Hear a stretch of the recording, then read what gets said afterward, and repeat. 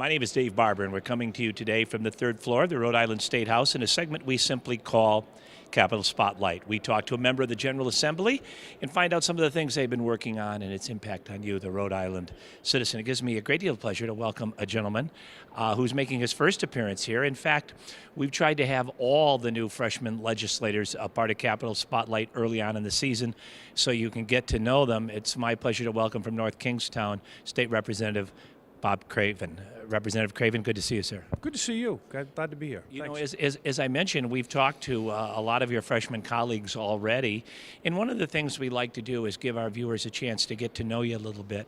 Can you tell us a little something about yourself, both personally and professionally? Married, 2 kids, 18 and 16. Both went through public schools.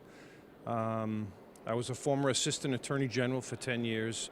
Did a lot of public corruption prosecutions, and I've been in private practice for the last 20. Now, what prompted you to run for office? Have you had, I know you said you worked in the AG's office, but had you run for political office before? What was the key motivating factor to get you to run this time?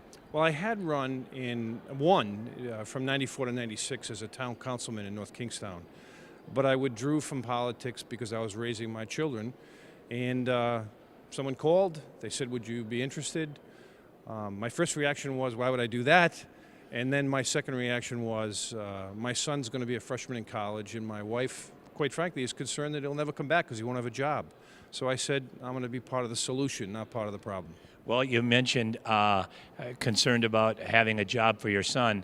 Obviously, the economy and jobs is a big priority here among a lot of folks in this building. In addition to jobs, do you have pet projects that you hope to work on during the remainder of this session? Well, I've really concentrated on those, as far as myself is concerned, on economic issues, both job creation as well as business retention of businesses that we have here in the state of Rhode Island. And lastly, attracting new businesses and finding out some of the shortcomings that took place with the Economic Development Corporation that resulted in the so-called 38 Studios debacle. Well, what are your constituents saying? You were out there campaigning very aggressively this past year to win this election. What were the people saying to you at the doorstep? It's the economy, stupid.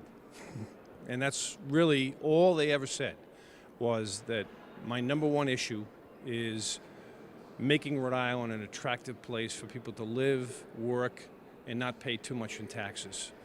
And so as a result, that's what I've concentrated on. Well, you just completed your first month, and I know it's still early in session, but was it what you expected? How would you assess the first month of working here under the dome?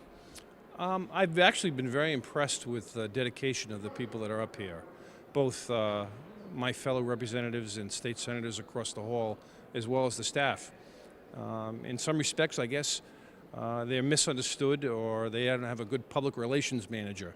But they are hard-working people up here, and I'm happy to be part of it. And so far, they've been very cooperative and very helpful in those efforts that I've made. Now, Representative Craven, tell us about your committee assignments and how do you feel about those? I was assigned to the House Judiciary Committee.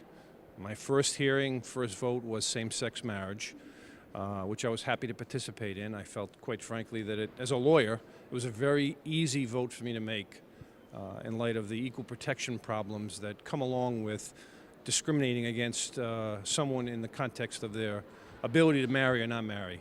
I asked for and received an assignment to the House Small Business Committee, and I'm looking forward very much to helping not only small businesses across the state, but specifically those located in the Quonset Industrial Park, where part of my district is located. Well, I would think those committee assignments really dovetail not only your interests, but your professional background, being a lawyer, serving on the Judiciary Committee. Did you see that same-sex marriage issue as a civil rights issue? Oh, definitely. And quite frankly, I understand the response of the opposition. But I saw it as not a matter of conscience, but a matter of constitutionality.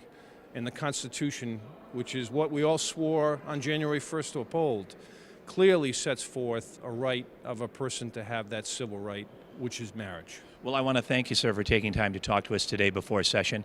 I wish you and your colleagues in the House the very best for the remainder of 2013. Thank you for having me. And of course, we couldn't do it without you. Thank you so much for tuning in. My name is Dave Barber, and we call this Capitol Spotlight.